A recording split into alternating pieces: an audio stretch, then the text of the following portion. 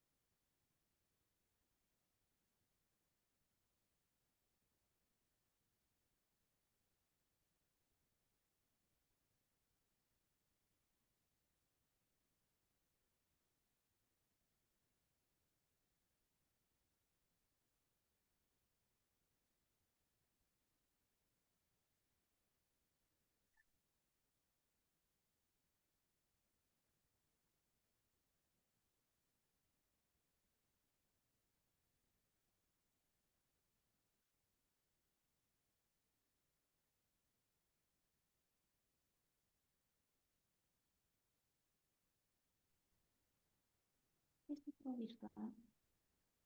No quiero nada, dichosa bella feliz. Mira, tus materiales, todo con esto van a enseñar, con esto, mira. Esto creo que voy a llevar nosotros para ayer. Eso, pues. Esto es.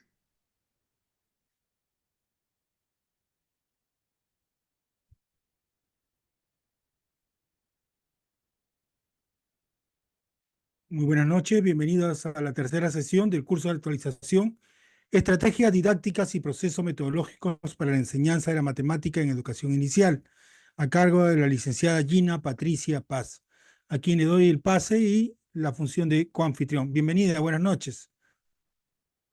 Buenas noches con todos, bienvenidos. Voy a compartir pantalla.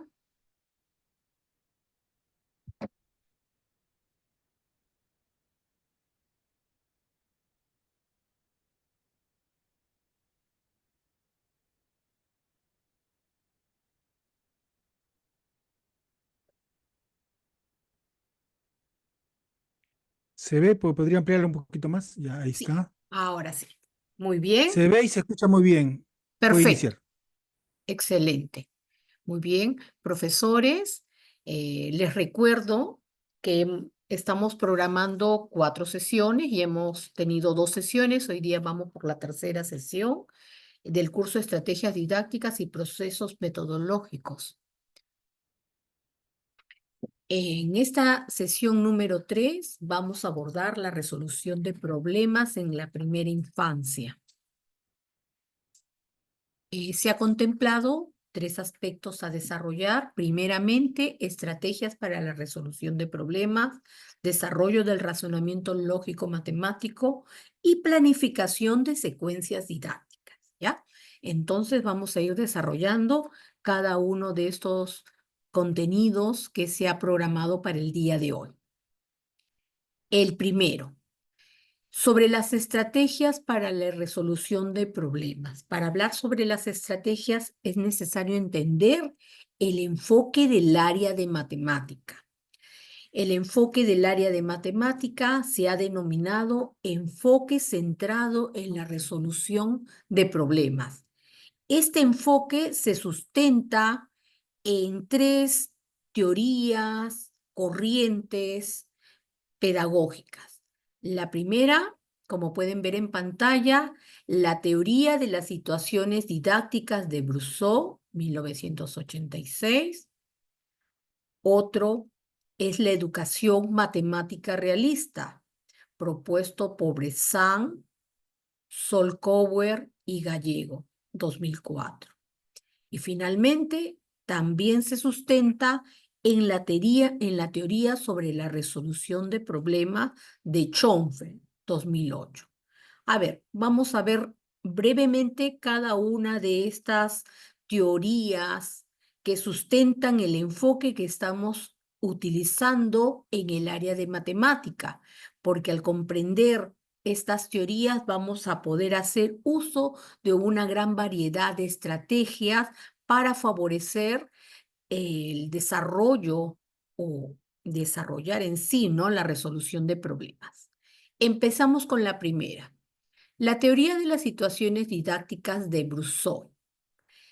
Este señor, en su teoría, propone, como se puede ver acá en este esquema, que tenemos 3 componentes centrales fundamentales, ¿no?, en esta estructura didáctica, donde se transmite este conocimiento al estudiante.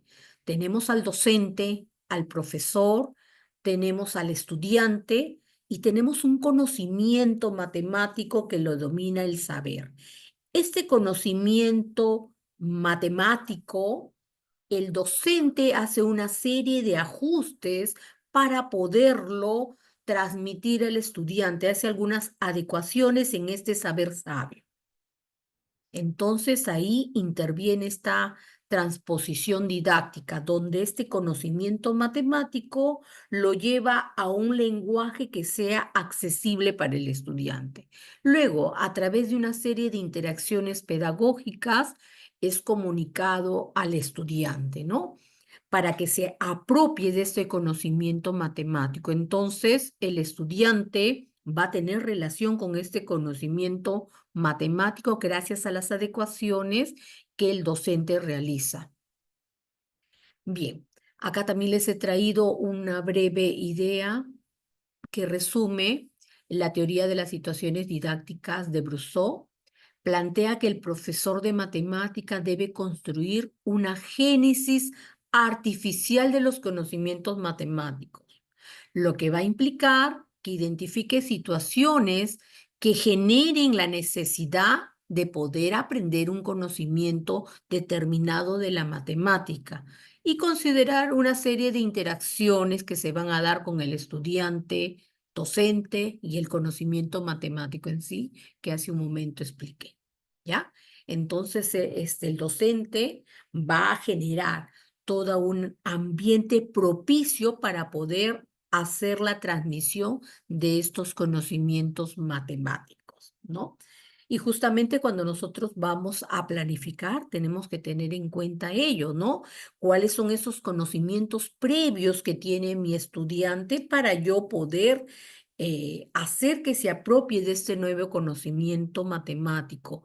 ¿Qué acciones voy a realizar en el ambiente, en el salón de clases para lograr el propósito que me he planteado? Bien. Luego tenemos la educación matemática realista. Esta fue propuesta por Hans Freudenthal, pero ya más adelante ha sido descrita por Bressan, Solkauer y Gallego en el 2004, ¿no? Realmente toda esta corriente la formó Freudenthal, pero no llegó a poder escribirla todo lo que pensaba en torno a la educación matemática realista, pero ya sus discípulos se encargaron de realizarlo. Tiene como idea central que la enseñanza de la matemática debe estar conectada con el entorno, con la realidad. Debe estar cercana a los estudiantes y también tiene que ser relevante para la sociedad. Desde la educación matemática realista, las situaciones de aprendizaje deben permitir conectar la matemática con el mundo real, con lo que uno puede realizar, imaginar o que sea razonable para los estudiantes. Entonces, vamos a tener en nuestro entorno un montón de situaciones que podemos utilizarlas para que los estudiantes puedan apropiarse de diferentes conocimientos matemáticos. Eso es lo que se busca a través de la educación matemática realista. Expresar que diversas situaciones que se dan en contexto, los cuales se definen como espacios de actuación donde se van a poder manifestar códigos, creencias y prácticas socioculturales, las cuales pueden ser representadas a través de modelos matemáticos. Entonces, nosotros cuando al estudiante, al niño, lo enfrentamos ante una situación problemática, es recomendable que se dé solución a un problema del entorno, ¿no? Que se vea qué acciones hay en el entorno que me propician a mí hacer uso de la matemática, que comprendan que en lo que está haciendo le va a permitir solucionar determinado problema matemático del entorno. Bien. Y finalmente tenemos la teoría sobre la resolución de problemas. Ha sido propuesta por Schoenfeld y Trigo, 2008, y Schoenfeld en el año 1985, ¿no? Este personaje todavía se encuentra con nosotros, todavía está vivo. Justamente les he traído acá link a una videoconferencia que realizó el año pasado. Lo invité para que pudiera hablarme sobre el desarrollo del pensamiento matemáticos a través de la resolución de problemas. Entonces, en esta conferencia, él hizo la presentación, ¿no?, de la resolución de problemas. Esta fue comentado por el doctor Uldarico Malaspina, ¿no?, que es un destacado personaje acá en el Perú en torno a lo que es la resolución de problemas, creación de problemas. Entonces, esta presentación está acá linkeada hacia ese video que los invito para que lo puedan revisar durante la semana o la próxima semana para profundizar sobre lo que señala Schoenfeld en relación a la resolución de problemas, que lo vamos a ver, ¿no? Este personaje señala, destaca el diseño de las actividades de aprendizaje que permitan identificar el uso de estrategia en particular. Señala que cuando nosotros enfrentamos a los niños ante una determinada situación problemática, es necesario que ellos puedan ver qué es lo que está pasando, nosotros que le planteemos una serie de preguntas para que los estudiantes puedan solucionar el problema, que puedan conversar con su compañero sobre qué es lo que está pasando para poder solucionar esta situación problemática, ¿no? Ahí les he resaltado las ideas, que se planteen preguntas para que los estudiantes evalúen sobre las decisiones que toman al resolver problemas en diferentes contextos, ¿no? Bueno, resaltar que en el campo de la matemática consideramos que es un problema toda situación donde el niño se va a enfrentar y que no sabe cuál va a ser la solución para poder darle respuesta a este problema haciendo uso de la matemática. Si este problema, ¿no?, se convierte ya en un ejercicio, es porque el estudiante sabe cómo las herramientas que debe de utilizar para poder desarrollarlo, ¿no? Entonces, problema es toda situación a la cual se va a enfrentar el niño y que es nuevo para él, ¿no? Entonces va a tener que hacer uso de una serie de estrategias para poder llegar a la respuesta del problema. Bien, entonces él nos propone el uso de estrategias y de que hagamos una serie de preguntas al estudiante para que podamos ayudarle en esa solución del problema, ¿no? Y bueno, para los que acaban de llegar, acá tienen el link a una videoconferencia que desarrolló el doctor Alan Schoenfeld sobre el desarrollo del pensamiento matemático a través de la resolución de problemas, que los invito a ver. Ahorita no voy a entrar al link, es una conferencia de 90 minutos, ¿no? Una hora donde el ponente desarrolló y los últimos 30 minutos le hice una serie de preguntas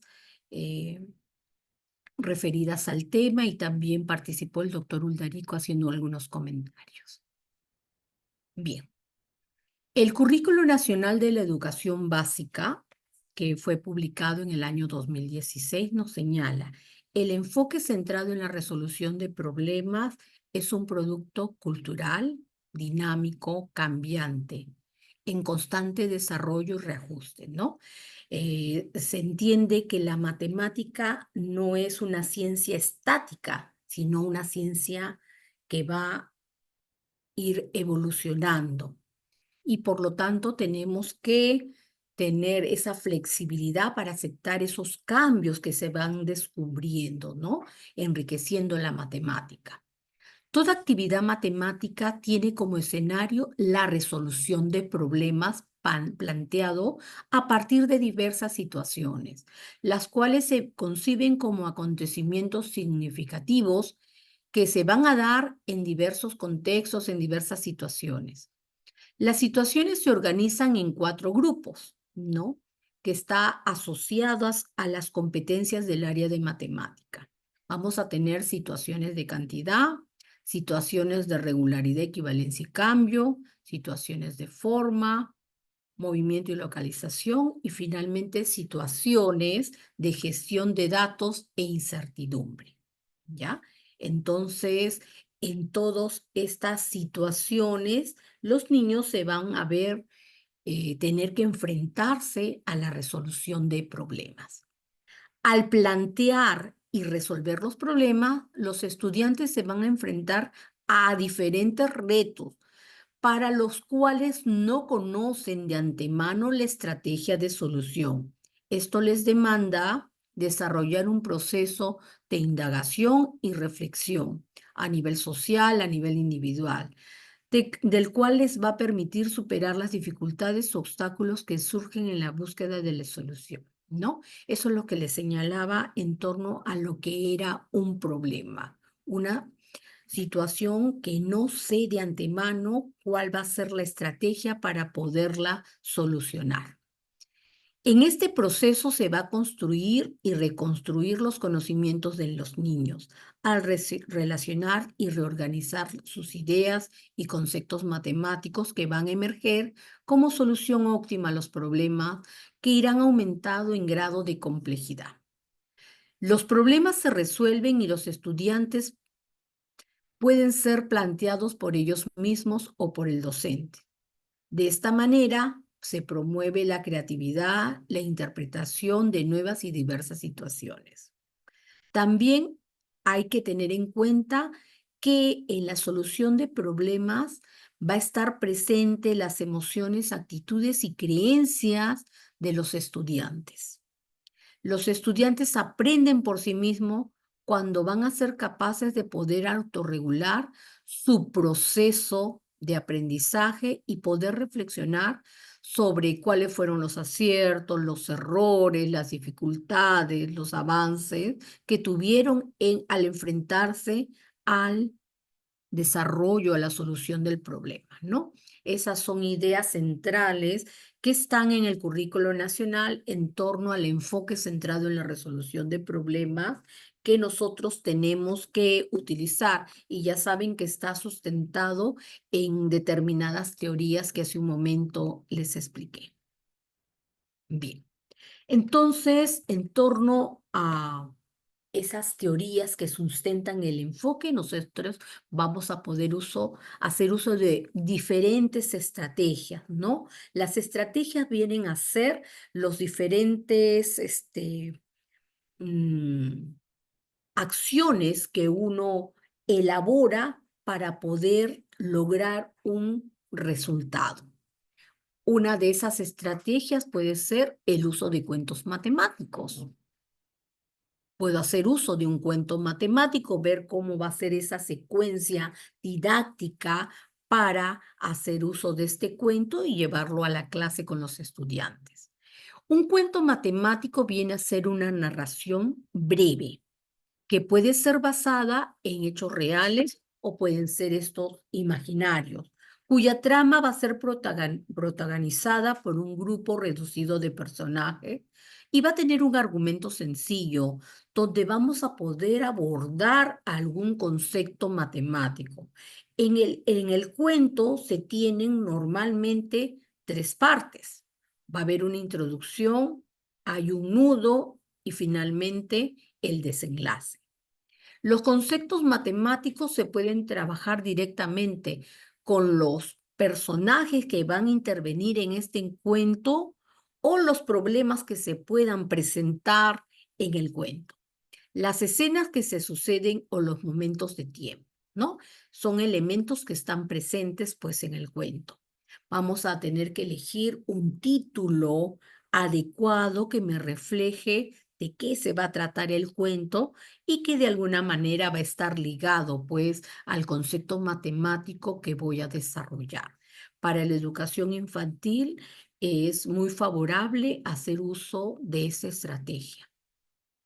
A manera de ejemplo les he traído los cuentos propuestos por Gil de Viedma Blanco 2021. La referencia del libro que he sacado está en la bibliografía que les voy a mostrar después. Y bueno, acá por ejemplo, esta persona nos señala que hace uso del cuento Patito Feo, Los 3 cerditos, Alibaba y los 40 ladrones, ¿no? Lo utiliza en el nivel infantil. Bueno, con el Patito Feo trabaja diferentes tipos de problemas. Problemas de cambio por aumento, problemas de combinación y problemas de comparación por sustracción. Los materiales que va a acompañar a su cuento dice que son imágenes de patos, pompones, dibujos. La estrategia, bueno, acá señalan las diferentes formas en que se va a representar El niño va a hacer uso de representaciones a nivel concreto. Seguramente tendrá ahí los objetos que van a simular al patito feo o tal vez use plastilina para poder representarlos, ¿no? De alguna forma concreta.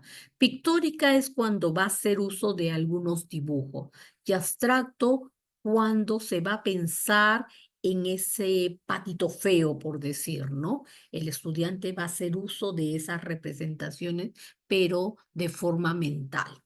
Bueno, y en el caso de los 3 cerditos, nuevamente señala cuáles podrían ser los tipos de problema que se abordarían, hace uso de otra serie de materiales, y finalmente las estrategias que nuevamente señala que son las formas como el estudiante va a hacer las representaciones, concreto, pictórico y abstracto. Y en el caso de Alibaba y los 40 ladrones, ahí también lo señala el tipo de problema matemático, ¿no? Aditivo que se utiliza, problema de combinación, cambio por disminución, comparación por adición. Y acá, miren, cambian los materiales un poco, hace uso de dibujos de sacos de oro por la trama del cuento, policubos utiliza y dibujos. Muy bien. Entonces, para profundizar más en estos cuentos y cómo lo utiliza Hilde Wiedmann, les recomiendo que se puedan entrar a este libro que les estoy colocando en las referencias, ¿ya? Vamos a entrar a uno de los cuentos para que vean cómo este personaje lo presenta, el del patito feo. Nos señala que es un problema de cambio por aumento, uno de los aspectos, ¿no? Porque también aborda, además del problema de cambio por aumento, problema de combinación, problema de comparación por sustracción, ¿no? Lo hace en diferentes momentos. Ahorita estamos centrados en uno y ahí pueden ver los momentos que utiliza. Dice que la sesión para abordar los problemas de cambio por aumento con este cuento duran en total 1 hora. Y esta hora se cumple a través de las siguientes actividades. Primero, narra el cuento El patito feo durante 10 minutos. Hace preguntas relacionadas con el cuento, con lo que ha comentado, para poder ver la comprensión de los niños, 5 minutos, y ahí plantea un problema. El planteamiento del problema va a durar 3 minutos y luego les va a dar 10 minutos a los estudiantes para que puedan resolver el problema.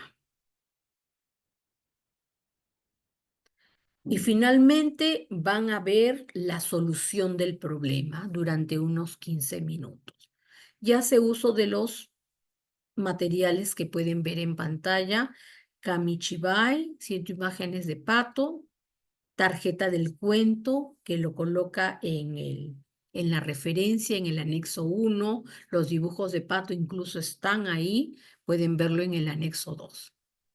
Y luego, actividades de la sesión, que lo tienen acá, un poquito más al detalle, lo voy a leer porque creo que no se puede visualizar muy bien. Dice que comenzamos narrando 2 veces la historia del patito feo. ¿Ya? Esa es la estrategia que él está utilizando cuando narra este cuento, en formato Kamichibai. A continuación, para comprobar que el alumno haya comprendido el cuento, se realizan preguntas del tipo: ¿qué hacía diferente el patito feo en relación con el resto? ¿Por qué se marchó de la granja? ¿Quién les salvó de quedarse congelado? ¿En qué se convirtió el patito feo cuando creció? Una vez nos aseguramos de que el alumnado ha comprendido el cuento, lanzamos el siguiente problema. Ya entran a la fase del problema. Vean su estrategia, ¿no?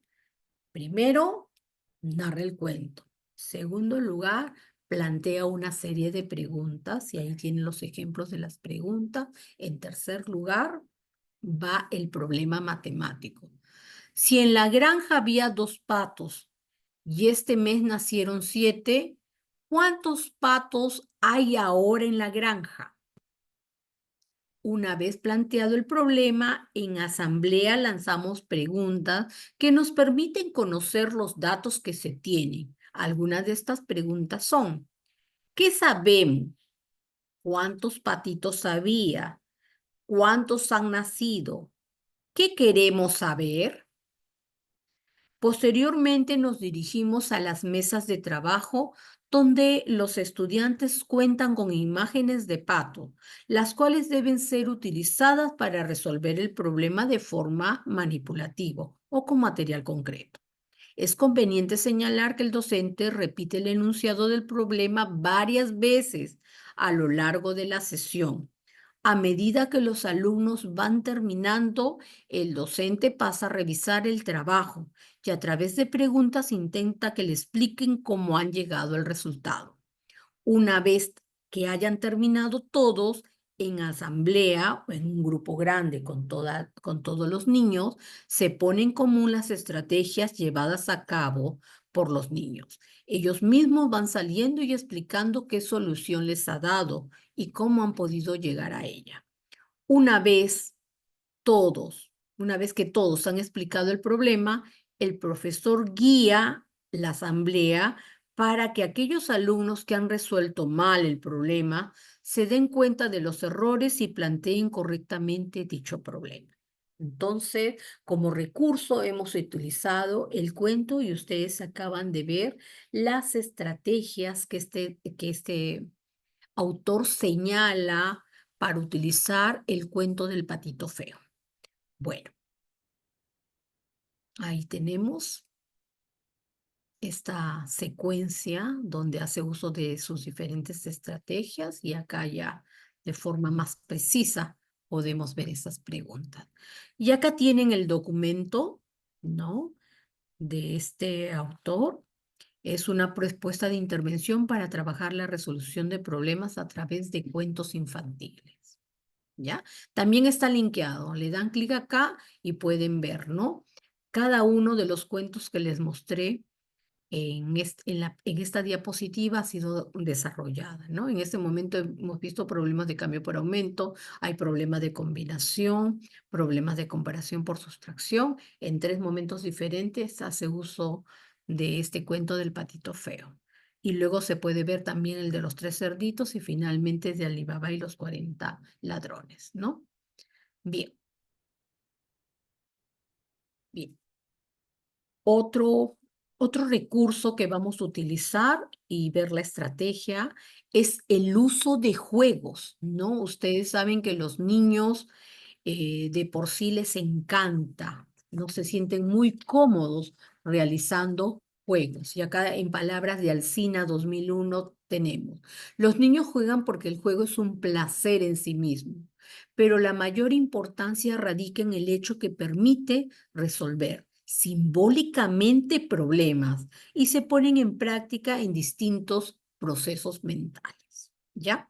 Bueno, creo que todas las personas nos encanta mucho jugar por más que seamos adultos, ¿no?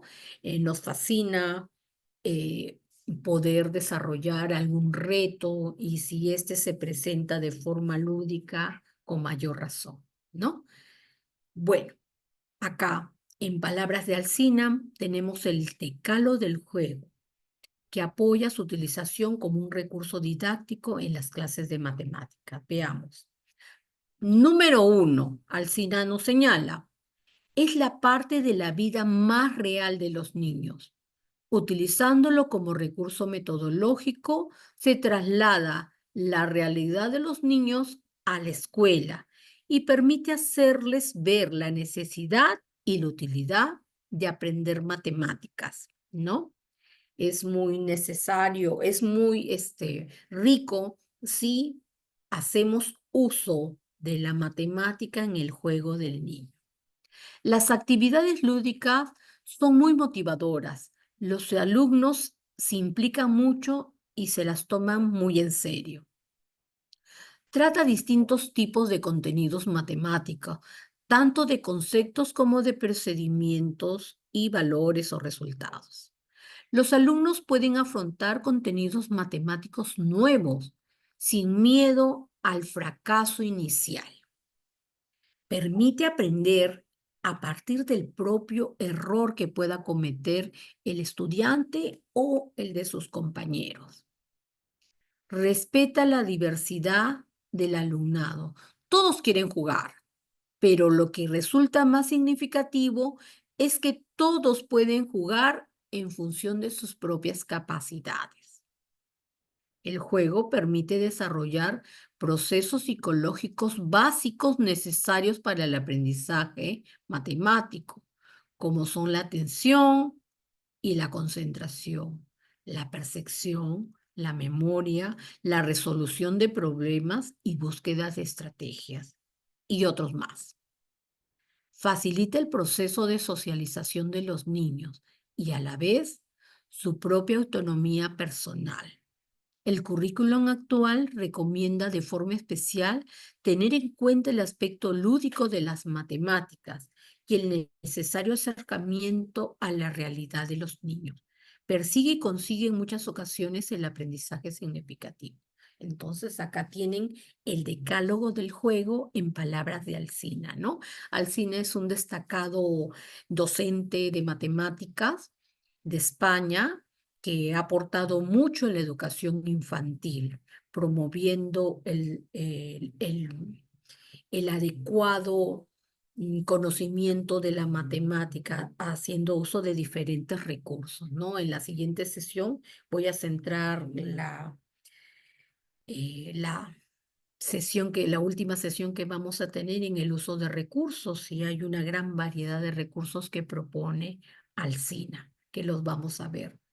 Acá, bueno, tenemos el uso de juegos, y en cada uno de los juegos que vamos a utilizar, pues aplicamos una serie de estrategias, profesores. La estrategia viene a ser esa acción que el docente utiliza para generar los aprendizajes que tiene programado.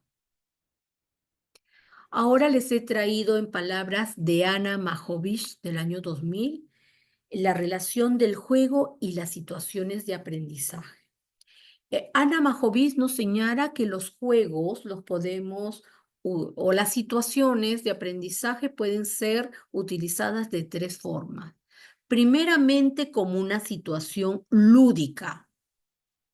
Significa que el niño va a jugar libremente. El niño va a elegir qué cosa va a jugar, cómo va a jugar y con quién va a jugar. Entonces acá se da una situación netamente lúdica, destinada al juego libre del niño. También vamos a poder tener situaciones de aprendizaje con elementos lúdicos, que van a ser esas situaciones que ya el docente programa de forma estructurada para que podamos trabajar intencionalmente algunos contenidos matemáticos utilizando algún juego. Y finalmente tenemos una situación donde no va a ser lúdica o donde no interviene el juego, que también son actividades que son estructuradas por el docente con la intención de enseñar determinados contenidos matemáticos. No van a haber elementos lúdicos, pero lo vamos a trabajar de tal manera que va a ser interesante para los niños y van a sentir placer en desarrollar esas actividades, ¿no? Entonces, estas son las tres formas en que podemos trabajar nosotros las diferentes situaciones. En el último caso, se estarán preguntando, pero ¿cuál va a ser esa situación donde no hay juego y que sea interesante para el niño? Por ejemplo, podríamos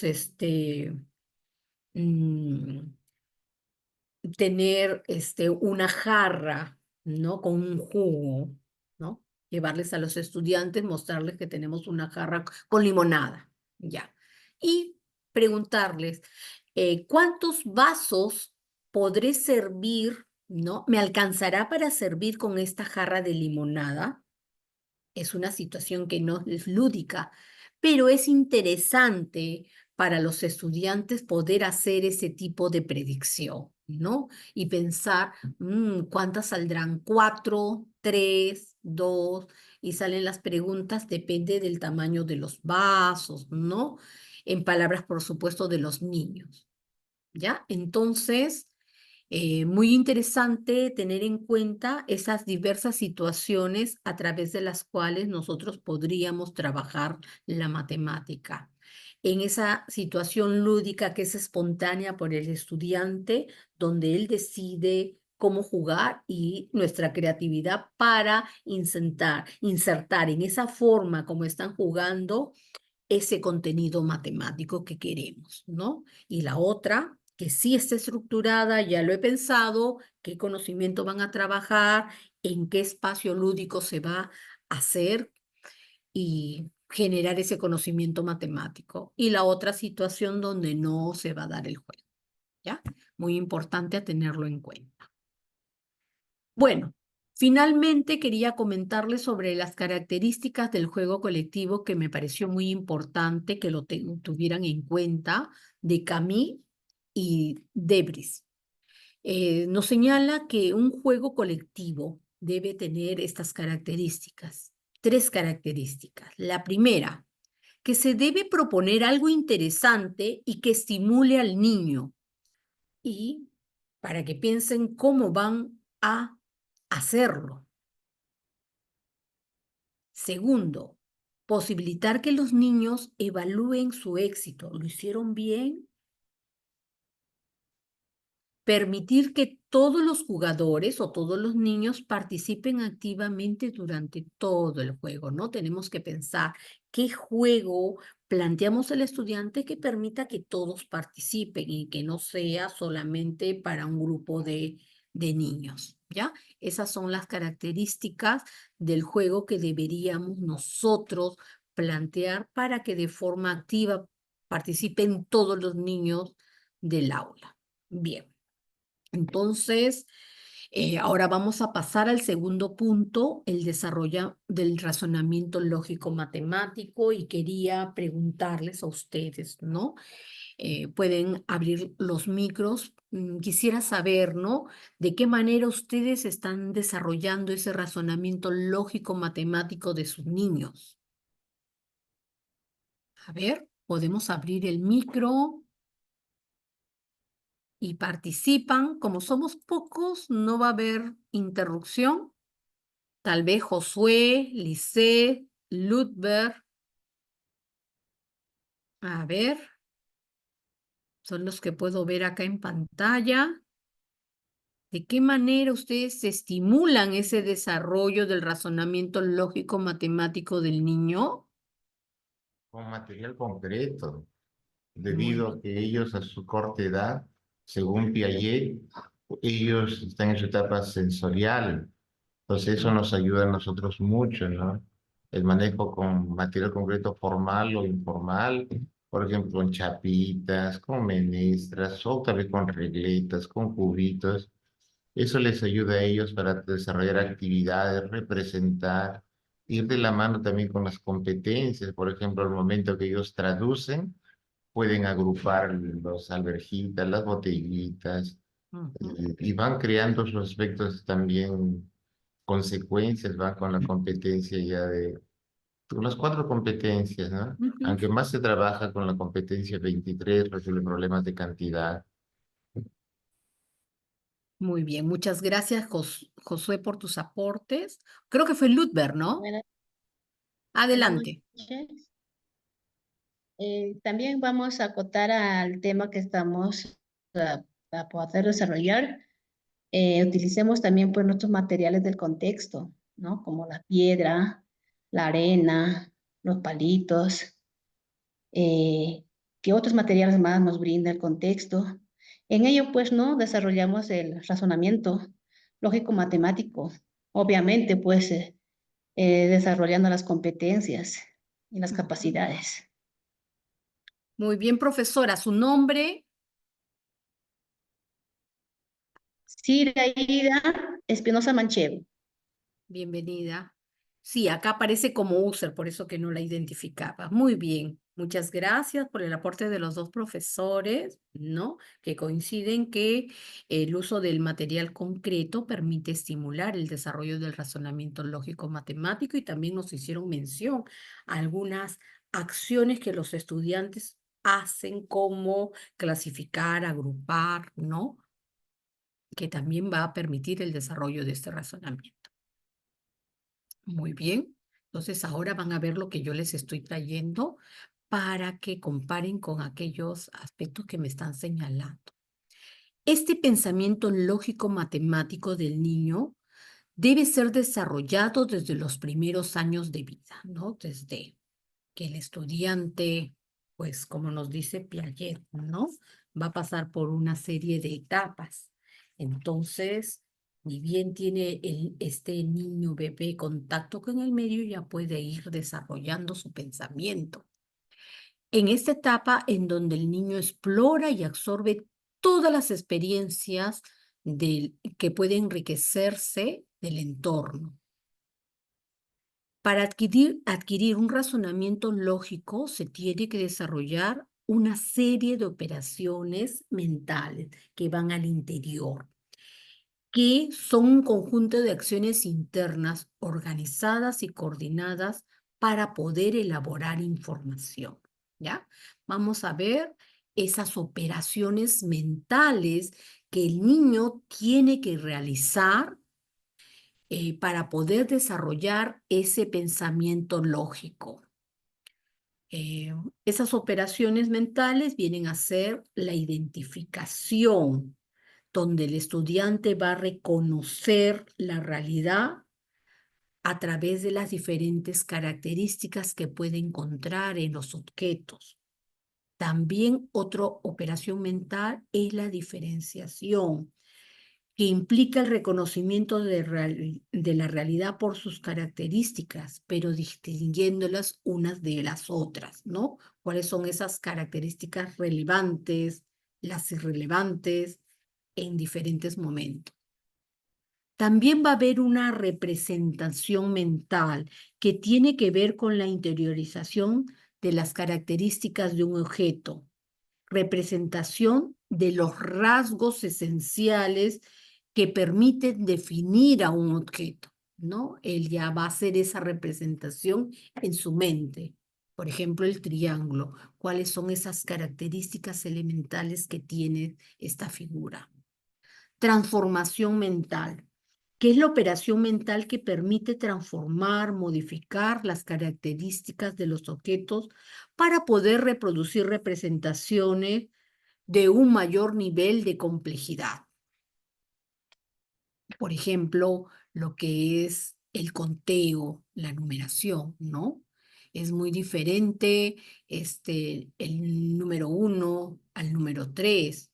Para llegar al número 3 va a haber una transformación que el estudiante va a tener que realizar. Luego tenemos otra operación mental que viene a ser la comparación, ¿no? Donde va a buscar las semejanzas o diferencias que pueden haber entre los objetos o hechos que se presenten. La clasificación que hicieron mención hace un momento, ¿no? Que implica la agrupación de los objetos de acuerdo a ciertos atributos o características. Luego tenemos la codificación y la decodificación, que también es necesario que el estudiante lo realice, ¿no? En el caso de codificación, por ejemplo, cuando hace la representación simbólica del número 2 y la decodificación, cuando ve esa representación simbólica del número 2, sabe que puede ser 2 naranjas, 2 pelotas, 2 carritos. Comprende, puede hacer esa decodificación. Hace proyección de relaciones virtuales, que tiene que ver con la capacidad para ver y establecer relaciones entre los diferentes estímulos que se dan en su entorno. Análisis, síntesis. Bueno, la capacidad de analizar viene a ser la descomposición de los diferentes elementos, ¿no? que componen al objeto. Y síntesis, la inversa, donde va a poder él unir las diferentes partes del todo. La inferencia lógica ya es un poquito más compleja. A través de la inferencia lógica va a ser la operación mental que le va a permitir al estudiante realizar algunas deducciones a partir de la información que él va a tener. Luego tenemos un razonamiento analógico, ¿no? Donde él va a poder hacer uso de determinadas analogías. Dado 3 elementos, va a poder, en base a las relaciones que establece, hallar el 4.º elemento. También tenemos un razonamiento hipotético. Viene a ser la operación mediante la cual puede predecir lo que podría pasar, ¿no? Como en el ejemplo que les señalé hace un momento. Llevo una jarra de limonada y pregunto, ¿cuántos vasos podrá alcanzarme para poder yo servir esta limonada, ¿no? ¿En cuántos vasos lo podré servir? Y podría incluso mostrar el tamaño de los vasos, ¿no? Y vamos a ver esas predicciones que los niños van a hacer. Luego tenemos el razonamiento transitivo, que implica la capacidad para poder ordenar, comparar y poder describir una relación de forma que los niños puedan llegar a conclusiones. El razonamiento silogístico es la operación mental que a través de unas determinadas leyes se puede llegar a una verdad lógica. Y finalmente el pensamiento divergente, ¿no? Es ese pensamiento creativo que tiene el niño, ¿no? Que va a poder hacer uso de una serie de estrategias para dar solución, pues, al problema. Y no es una solución común, como lo hace de forma lineal cualquier persona, sino va por otro camino diferente y más creativo. Bueno. Entonces, estas son las diferentes operaciones mentales que me van a permitir a mí llegar a desarrollar ese razonamiento lógico del niño. El desarrollo mental lleva al pensamiento lógico formal, que viene a ser la organización del pensamiento que llega a la verdad lógica, gracias a otras formas de pensamiento que hace un momento señalé, la inferencia, el hipotético, transitivo, divergente, etc. ¿Ya? Entonces, para yo poder desarrollar ese razonamiento lógico matemático del niño, necesito trabajar con él diferentes operaciones mentales. Si dejo de trabajar alguna de estas operaciones mentales, no voy a favorecer a que se desarrolle ese razonamiento lógico matemático. Por eso que es muy importante que ustedes trabajen estas operaciones mentales. Ustedes trabajan mucho las clasificaciones, las comparación, que identifiquen los diferentes objetos que hay en el entorno, que puedan describir esas características fundamentales, que puedan diferenciar ese objeto del otro objeto, ¿no? Bueno, entonces recuerden esta parte que es muy importante. Ustedes lo hacen, ¿no? Y esa es la importancia de que lo sigan trabajando para que puedan generar ese desarrollo del razonamiento lógico del niño. Bien. Estrategias. Acá vamos a ver algunas estrategias para desarrollar el razonamiento lógico matemático del niño. Marta Chávez y Ana María Hudebert, 2006, presentan algunas estrategias para poder activar diferentes procesos mentales en los estudiantes para ayudarlos a pensar y desarrollar su creatividad. En un lenguaje muy sencillo, ellas lo presentan, ¿no? Con sus propias palabras, dicen dar pie. Ante una afirmación o negación, se puede dar pie al razonamiento preguntando, ¿cómo lo sabes? ¿Estás de acuerdo? ¿Por qué? ¿Podrías agregar algo? Otra estrategia. Orientar a buscar nuevas respuestas. Y nos señala que podrían ustedes plantear estas preguntas. ¿Qué otras alternativas había? ¿Se pudieron hacer las cosas de otra manera? ¿Qué final hubieras hecho tú?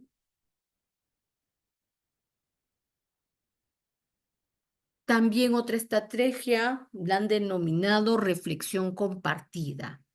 ¿Cómo podemos entre todos resolver este misterio? ¿Cómo podemos encontrar solución a este problema? Entonces, la idea es plantear una serie de preguntas que ayuden al estudiante a que pueda solucionar el problema, ¿no? Siempre es muy importante nosotros que participemos como guía, que impulse a ese desarrollo del razonamiento del niño. También podría ser que identifique las ideas principales. Se proponen las preguntas. ¿Cuáles fueron los temas, los personajes? ¿Qué problema se planteó? El conflicto más importante, acá hay más, que puedan predecir. ¿Qué sucederá si? ¿Qué harías si estuvieras en esta situación? ¿Cómo crees que va a terminar esta historia? Que puedan elaborar. ¿Qué ideas puedes agregar? ¿Podrías dar un ejemplo? ¿Qué piensas de? O estrategias para verificar. ¿Qué pruebas respaldan esta acción? ¿Cómo podemos comprobar qué sucedió? Asumir el papel del abogado del diablo para provocar el razonamiento del niño. Promover que el niño haga las preguntas. Identificar errores. Nosotros podríamos cometer adrede un error y que los estudiantes lo descubran. Provocar razonamientos equívocos y luego demostrar el error. Podemos interrogar. El arte de la interrogación se puede convertir en una herramienta muy valiosa para el trabajo en el aula.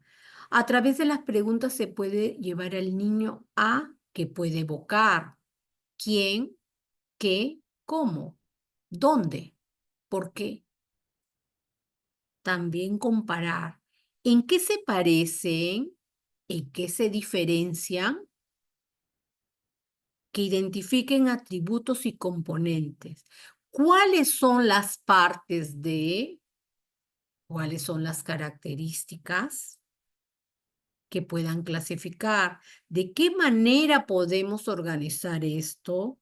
¿En qué partes o categorías podemos dividir? Que puedan ordenar. ¿Cómo podemos decidir un orden o secuencia de? ¿Con base a cuáles criterios? Y finalmente representar. ¿De qué manera podríamos hacer eso? ¿Cómo ilustrar este trabajo? Dibújalo, represéntalo con este material, ¿no? Entonces, estas son una serie de estrategias que nos proponen las autoras, ¿no? Que si se dan cuenta son una serie de preguntas que estoy segura que ustedes también lo utilizan en diferentes momentos cuando hagan sus actividades. Si alguna de ellas no lo habían considerado, pues es momento para revisarlo y ver cómo me funciona en la clase. Realmente el realizar esta serie de preguntas en el momento adecuado es muy conveniente para ir generando ese desarrollo del razonamiento lógico-matemático del niño. Bien, y entraríamos a la última parte, profesores, ¿ya? Y voy a dar unos 5 minutos para la parte de preguntas. Entonces, si hubiera alguna pregunta, por favor, lo tienen ahí para la última parte, ¿ya? Nos queda todavía media hora. Bueno, esta parte está bastante bien detallada. Al principio voy a avanzar un poquito rápido y ya me detengo más en el ejemplo, que es lo que más les interesa a ustedes para que lo puedan aplicar. Porque la planificación de secuencias didácticas ustedes ya lo utilizan, ¿no? Pero me gustaría saber, por favor, Ahí tienen el Padlet con su celular, pueden escanear para que me señalen qué aspectos toma en cuenta en el momento de planificar, ¿ya? Igual les voy a pasar el link del Padlet por el chat. A ver, un poquito para saber. Me voy al Zoom ahora. Aquí está. A ver. Con tiempo, 2 minutos, profesores. ¿Ya? Ahí está el link y vuelvo a poner la diapositiva. Son las 9, a las 9:02. Estoy revisando sus aportes. Pueden escanear el código QR si les parece más recomendable. Y en 2 minutos escribamos aquellos aspectos que consideran en el momento de planificar, ¿ya? Y luego ustedes, aquellos aspectos que han colocado, lo vamos a comparar con la presentación que he traído.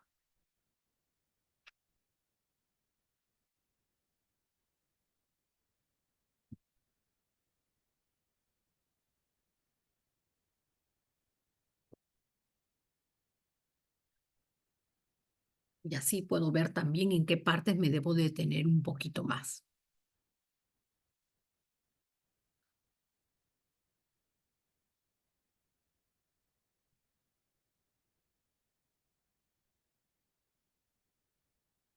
Nos queda 1 minuto. ¿Qué aspecto toma en cuenta en el momento de planificar?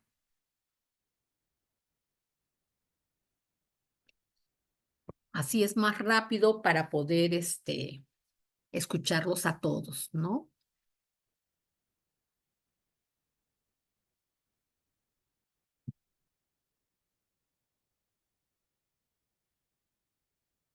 Me voy al Padlet, profesores. Vamos a leer lo que han aportado. Bueno, recién están entrando, profesores. Nos queda 1 minuto. Ahí se ven los puntitos que recién están ingresando.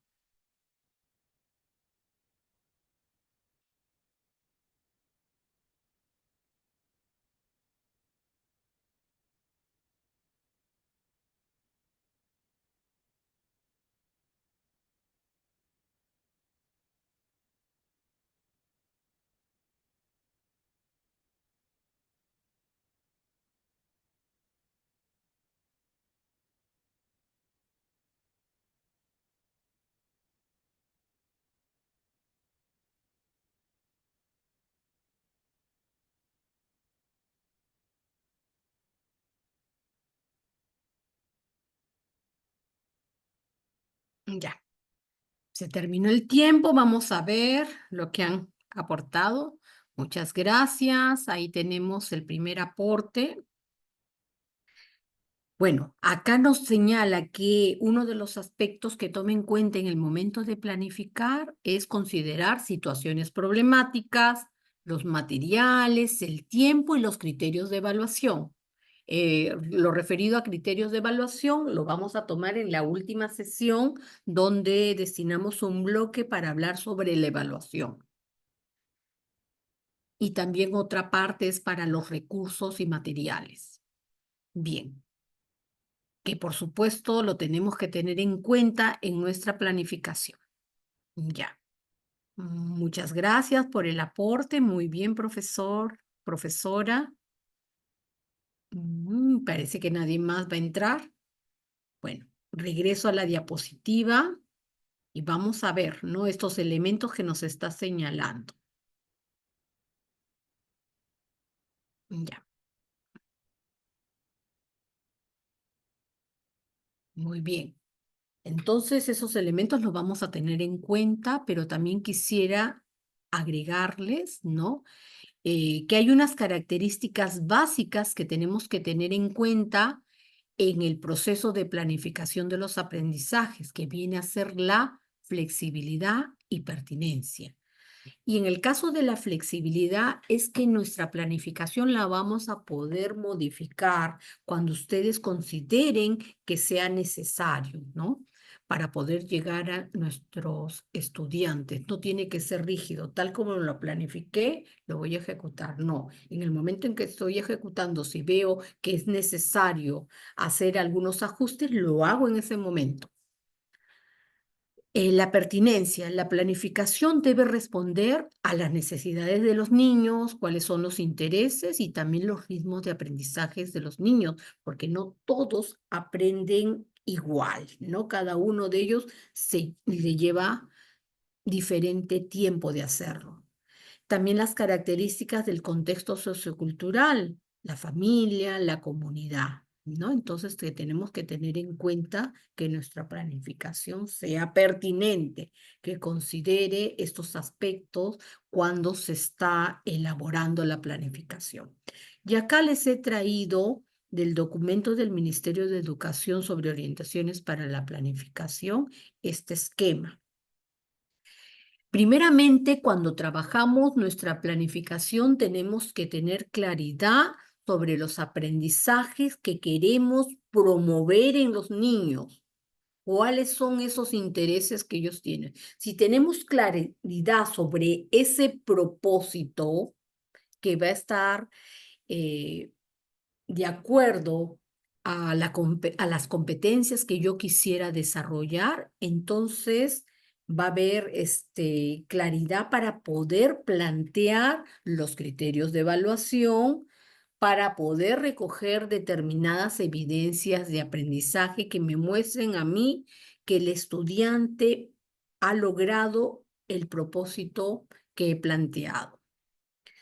Y luego ya viene en sí el proceso de diseñar y organizar las situaciones, estrategias y condiciones pertinentes de acuerdo a ese propósito de aprendizaje, ¿no? Entonces, esos son los 3 elementos claves que hay que considerar. ¿Cuál es ese propósito que yo quiero generar, ese propósito de aprendizaje? De acuerdo al propósito, planteo mis criterios de evaluación con las respectivas evidencias que me muestren que el estudiante lo ha logrado y luego voy en sí al proceso de planificación, ¿no? Donde voy a colocar una serie de acciones para que los estudiantes puedan alcanzar ese propósito que he programado. Bueno, del mismo documento del Ministerio de Educación, acá hay unas secuencias de acciones a realizar durante este proceso. Identificar el problema, necesidades, intereses de los estudiantes, sea del ciclo 1 o del ciclo 2, determinar esos propósitos de aprendizaje, identificar los enfoques transversales, que también podría trabajarlo, las evidencias, utilizar una serie de herramientas o instrumentos para registrar y analizar las evidencias. Luego también tengo que considerar los espacios materiales y el acompañamiento que se va a realizar, que hace un momento también lo han mencionado ahí en el Padlet. De ahí viene el diseño en sí de las actividades de aprendizaje para promover el desarrollo de las competencias del niño, organizar espacios materiales y recursos para las actividades de aprendizaje, así como la organización para trabajar con los padres de familia, ¿no? Que tienen que apoyar en el trabajo que vamos realizando. Bueno, acá hay 2 elementos claves que quería señalarles que ustedes tienen que tener en cuenta en su planificación cuando trabajan con estudiantes en el ciclo 1, que es el cuidado del niño y la actividad autónoma y el juego libre, ¿no? Bueno, y acá hay algunas consideraciones que en el documento de planificación, de orientaciones para la planificación se considera para el ciclo 1. Vean, ahí están una serie de competencias y en qué momento se va a ir trabajando a lo largo del año. En el caso del ciclo 2, ¿no? También hay una serie de acciones que se van a realizar que son permanentes. Hay un ingreso de los niños, se da una asamblea al inicio, hay actividades permanentes, el juego libre por sectores, un momento de alimentación, el desarrollo de la unidad didáctica, juego al aire libre y finalmente la salida, ¿no? Son diferentes aspectos que ustedes tienen que considerar en su planificación. A manera de ejemplo, en ese documento se señala, ¿no?, cómo está distribuido el tiempo para la docente Claudia, para la docente Rocío, como lo pueden ver ustedes ahí. Entonces, en ese sentido es flexible. Ustedes se mueven de acuerdo a las necesidades de sus estudiantes. Bien, entonces ya entramos en sí a las unidades didácticas, ¿no? Estas unidades didácticas podríamos tenerlo como unidades de aprendizaje, como proyectos de aprendizaje o como talleres. Acá tienen en el mismo documento una breve descripción de cómo trabajarían el proyecto, los diferentes elementos que tiene y las actividades. Las unidades de aprendizaje también lo tenemos en ese mismo documento, ¿no? Todos los aspectos que va a contener y las actividades que son similares a las del proyecto. Y acá finalmente el esquema de talleres. Normalmente los talleres los utilizamos para lo que es psicomotricidad o por ahí tal vez puedan tener los niños talleres de dibujo, talleres de pintura, talleres de danza. En el caso de matemática, nos inclinaríamos más por trabajar una unidad de aprendizaje. Y si quisiéramos que haya una relación, ¿no?, entre matemática y entre las competencias del área de matemática y otras, podríamos utilizar el proyecto que se arma en forma conjunta con los estudiantes. La ventaja es que acá se pueden integrar diferentes áreas y movilizar diferentes competencias. Muy bien. Entonces, ahora me centro en la parte de las actividades de aprendizaje. Cuando nosotros organizamos y diseñamos las actividades de aprendizaje en el marco de cualquier unidad didáctica, sea taller, sea proyecto o unidad de aprendizaje, va a tener la estructura formada por 3 momentos: inicio, desarrollo y cierre. Este mismo esquema lo tenemos en primaria y lo tenemos en secundaria. En el caso de inicio, acá en esta parte de la planificación, ustedes van a ver ahí cuál va a ser su propósito, qué acciones van a colocar para motivar al estudiante. También podríamos recapitular lo realizado en sesiones anteriores, ¿no? Va a depender de lo que quieran ustedes trabajar. Por ejemplo, acá les he puesto que pueden utilizar una adivinanza, un elemento provocador, algo, una situación retadora para el niño, plantear alguna pregunta. En el caso de desarrollo, acá vienen a ser las acciones centrales de la actividad de aprendizaje. Vamos a poder realizar situaciones para que los niños exploren, para que se muevan en el aula, que puedan expresarse, que haya un diálogo, discusión, interacción entre ellos. Acá tenemos que estar muy atentos en cómo es la conducta de los estudiantes para poder ver cómo se está generando el aprendizaje que estamos programando desarrollar con ellos y poder hacer la retroalimentación oportuna. Y aprovechamos para recoger las evidencias de aprendizaje. Finalmente, en el momento del cierre, acá vamos a reflexionar y evaluar sobre lo que hemos realizado en la sesión, ¿no?, con los niños. Podemos hacer en forma conjunta con todos los niños una serie de preguntas para ir recogiendo sobre lo que han podido aprender, cuáles fueron las dificultades que tuvieron en ese aprendizaje. Bien, entonces, los momentos de trabajo en el caso de matemática, ¿no? Nosotros primero vamos a presentar la situación.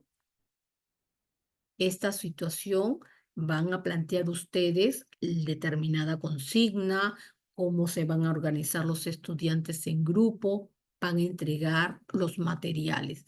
Acá el docente es el que tiene el rol protagónico. Nosotros debemos verificar la consigna que le estamos dando si es comprendida por todos los niños, ¿no? Normalmente ahí hacemos un diálogo, una serie de preguntas para hacer esa verificación. Una vez que hemos presentado la situación, vamos al momento de la resolución del problema. Acá los niños que están en grupo van a intercambiar opiniones, van a ver lo que piensa un niño, piensa el otro y tienen que ir dialogando. Acá nuestro papel ahora va a ser de guía, no para que los grupos vayan trabajando adecuadamente.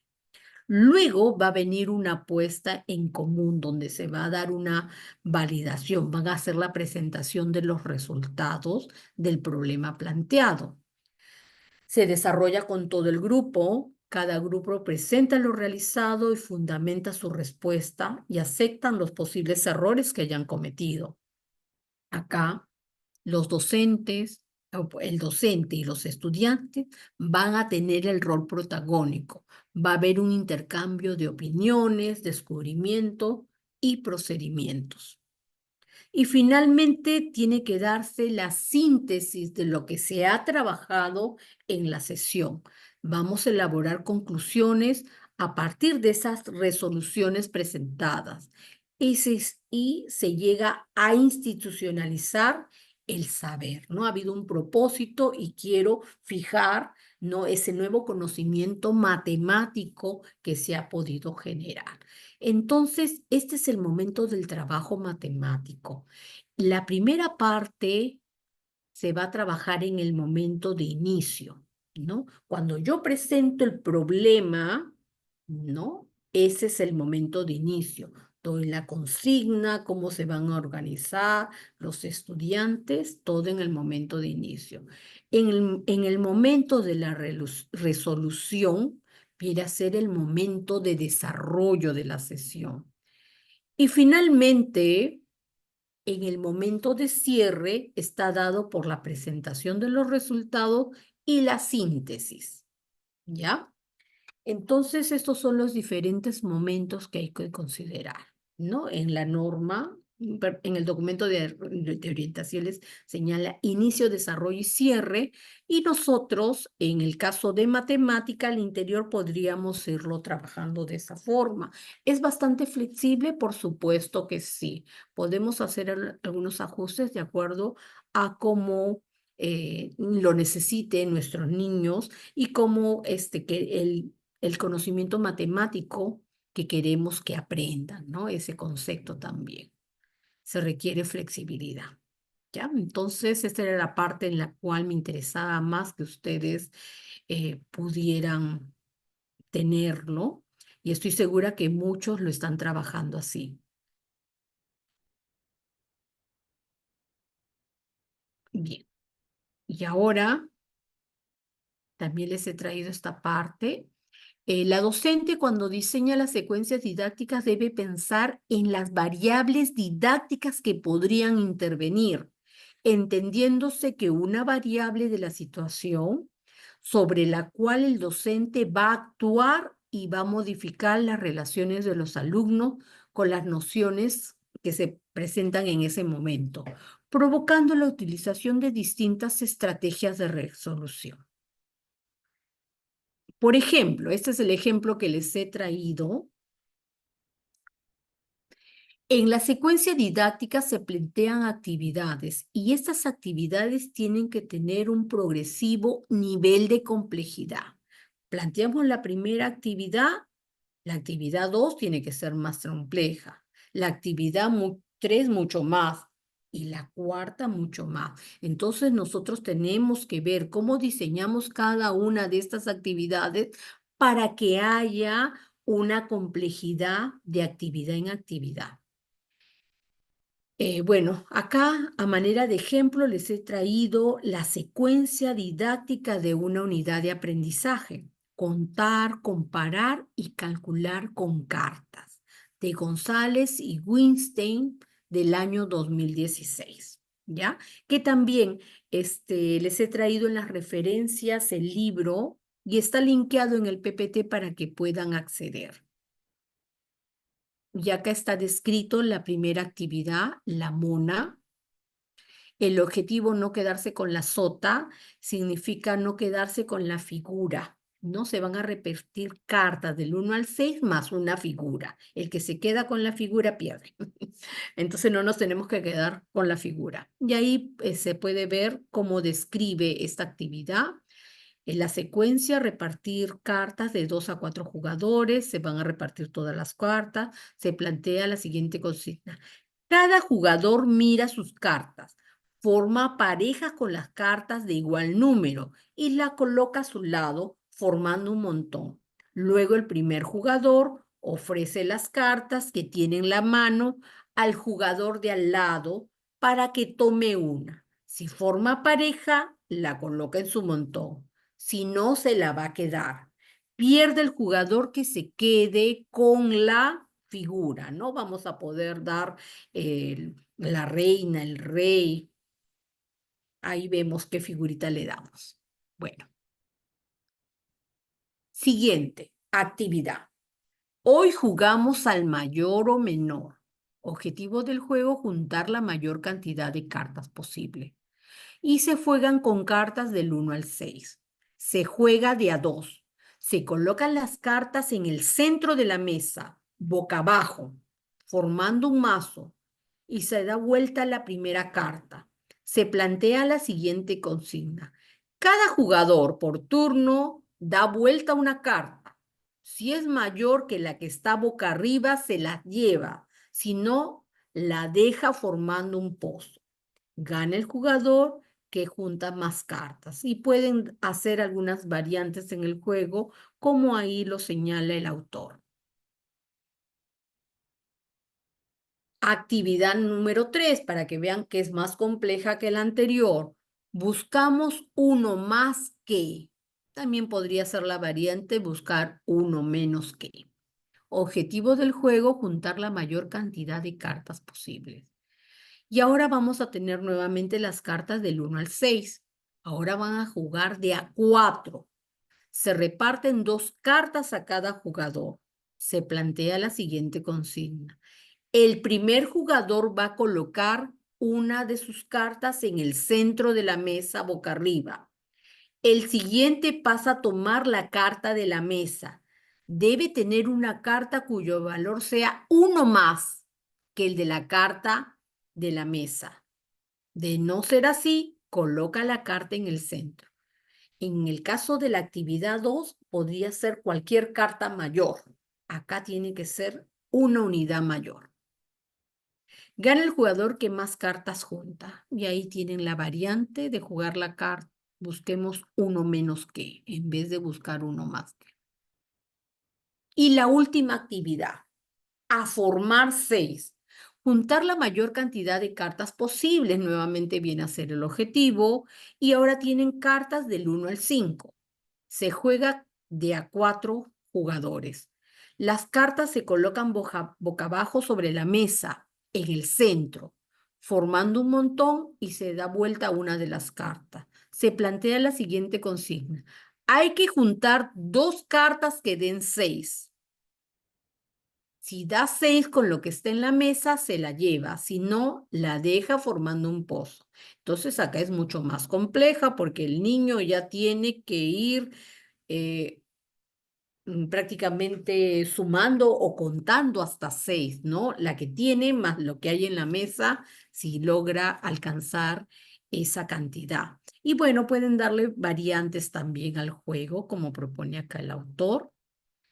Y bueno, a continuación hay un análisis de cada una de estas actividades que ha planteado, considerando los aspectos: el contenido a trabajar, el problema a resolver, el procedimiento de resolución y también la variable didáctica. Entonces les voy a presentar a continuación cuadros de cada una de las actividades donde se ve el contenido a trabajar, problema a resolver y el procedimiento, ¿no? Entonces, ustedes tienen que ser conscientes en cada una de las actividades que van trabajando con los niños, sea con juego u otros recursos, cuáles son esos contenidos que están trabajando, ¿no? Cuáles son los problemas que el niño se va a enfrentar y el procedimiento que sigue para solucionarlo, como acá lo ha descrito. El contenido a trabajar en la primera actividad son los números como memoria de la cantidad, los números para comparar relaciones de igualdad. El problema a resolver, establecer el valor de las cartas, formar parejas de cartas iguales. El procedimiento va a utilizar un conteo, una percepción global, reconocimiento del número escrito, porque está jugando con las cartas que tienen número. Bueno, y acá, la actividad 2. Hoy jugamos al mayor, nuevamente ahí tienen ciertos contenidos que se trabajan, los problemas a resolver y los procedimientos de resolución. Y lo mismo con la actividad 3, buscamos uno más que. Y en la parte derecha les he colocado la diferencia de los contenidos que se trabajan entre la actividad 2 y 3. Se encuentran en que en la actividad 2 hay varias respuestas, mientras que en la actividad 3 solo hay una respuesta posible. Entonces vemos que hay una mayor complejidad entre estas actividades en cuanto a los contenidos. Hay una diferencia en el nivel de dificultad en el cual se realiza la situación de comparación. En la actividad 2, la comparación se realiza solo con 2 cartas, mientras que en la actividad 3 se realiza entre varias cartas porque el jugador tiene 2 en su mano y en la mesa hay más. Y en el caso de la actividad 4, ahí podemos apreciar la descripción que el autor señala. Y bueno, las variables didácticas, ¿no? En las actividades 2 y 3 se presentan variantes que no implican un nuevo obstáculo cognitivo, porque va a usar el mismo procedimiento el estudiante. Mientras que en la actividad 1 y 4 presentan variables didácticas con creciente nivel de complejidad.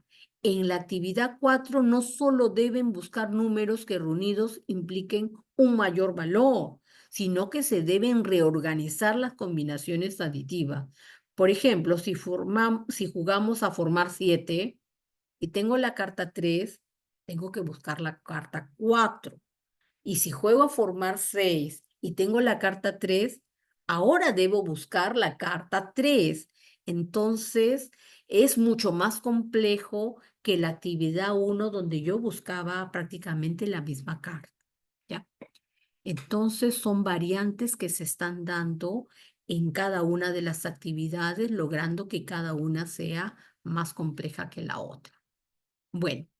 Finalmente, acá están los links de los materiales que he utilizado, ¿no? Esta guía de orientaciones, le dan clic acá y pueden entrar a este documento. La secuencia de actividades que les he mostrado es de este libro de Adriana González y Edith Weinstein, también está linkeado.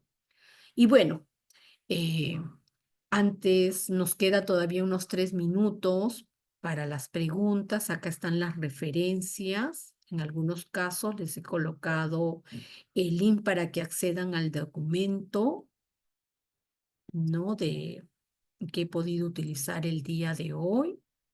Así que ahí tienen todo el material. Ahora lo van a colocar en el aula virtual para que puedan descargarlo y revisar todo este material. Tienen bueno, tenemos 15 días hasta la próxima sesión y ya la otra sesión ya cerramos, ¿no? Con la parte de recursos materiales y la parte de evaluación. Bien, profesores, si hubiera alguna pregunta en relación a lo que he explicado, acá estoy para responderles. A ver, consultas. Por acá hay una. Ah, ya lo mandaron el PDF por acá. Ujú.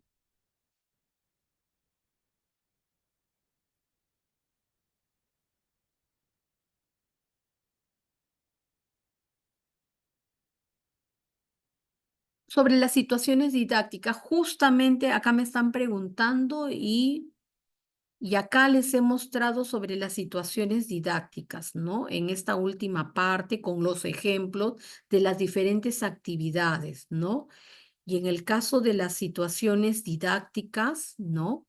Estaba señalando acá que es muy importante que en estas situaciones didácticas, donde hacemos uso de los 3 momentos, ¿no? En las actividades de aprendizaje, en el caso de matemática, tengamos en cuenta estos aspectos.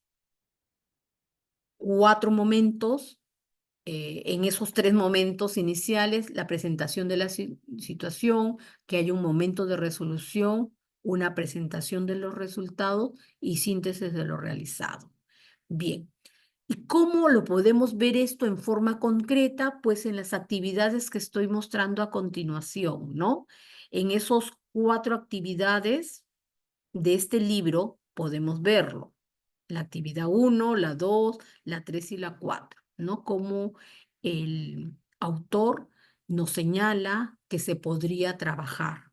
Entonces acá. Por supuesto que falta desarrollarlo, describirlo con mayor detalle, sí, pero nos da idea de estas actividades que las podemos utilizar en el momento de inicio, desarrollo y cierre. Esto lo podríamos realizar en una sesión. Esto en otra sesión. En la sesión 3 y finalmente en la sesión 4. Y bueno, y acá ya hay el análisis más matemático de lo que se está trabajando, ¿no? Bueno, esos serían los ejemplos que les he traído para el día de hoy.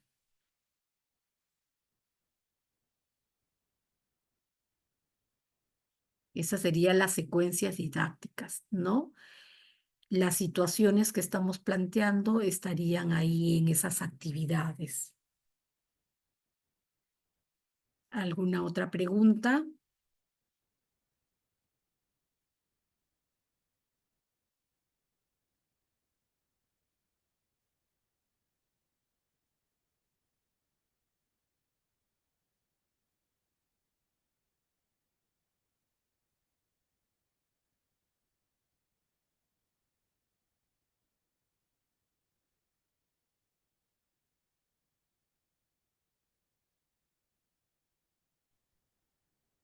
Bien.